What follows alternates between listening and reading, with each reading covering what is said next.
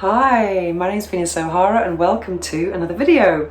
The other day I made a video which was my very first book review video, and in one of the comments someone said, "Oh my god, what's happened to your eye?" Well, you might notice here I've had some stitches removed today, and I had a bit of an accident in a museum in Barcelona last week, and it was a bit dramatic. Oh my god, I walked into a glass door wearing sunglasses, and there was so much sun outside I didn't even see the glass. So I had a big bang, and I had my very first experience in an ambulance and stitches and all of that. So it's been very frustrating for me because I've been actually receiving lots of questions and toys to review, and I've not been able to do anything because I've had a black eye. But fortunately it's actually gone away quite quickly. However, the show must go on, and today I'm going to be answering some questions. Well, one question, and the question is, it's actually a question that several people have asked me. And in particular, this one comes from a man, and he wants to know, well, he says that during intercourse, his girlfriend gets so wet, so excited, that he doesn't know what to do because he can't feel anything and there's no friction. Well, thank you so much for your question and all the other people who've written to me with the same issue. I totally understand this issue because I'm someone who has abundant quantities of Venusian nectar, and well, first of all, you should be flattered that the person you are with, the woman you're with, is obviously very, very turned on, so that's fantastic.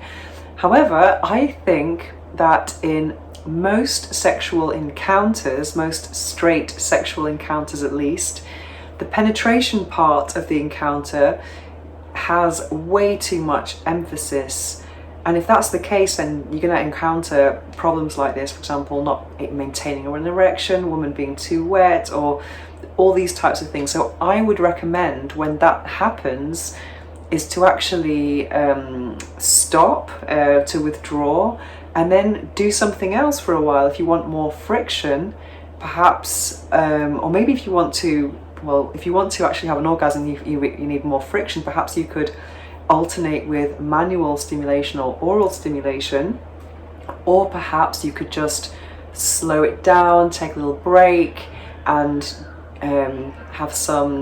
go back to foreplay, caresses, etc. You could be the active one, maybe, but then she might get even more turned on. But the idea would be to take a break and then resume after a while.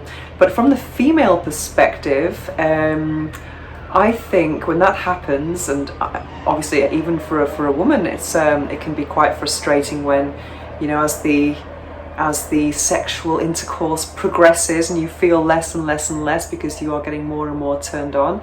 I think it's a good idea to engage the pelvic floor muscles. That's something that, for me at least, my pelvic floor muscles are always engaged during sex, and I think it increases the male pleasure and your own pleasure, and it also helps to have better orgasms. Yeah, and also I like to have my pelvic floor workout against the penis. I mean, isn't that great? I think it's much better than using Kegel balls personally. So that's something I would definitely recommend, is engaging those muscles, and by doing that you will get more turned on, but you'll also increase the friction. And also some positions as well that could increase the friction. For example, going on all fours, maybe having your knees together, so you're creating more friction.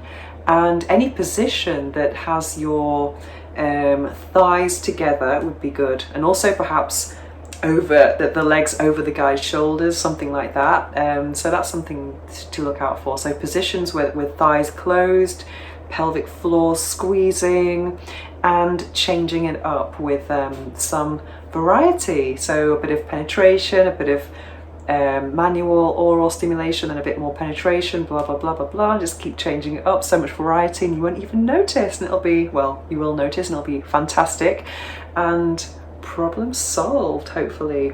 Anyway, if you have any alternative tips for this issue or problem, I don't like to say problem, then please leave a comment in the comment section below. We'd love to hear some alternative ideas about what you do in this situation.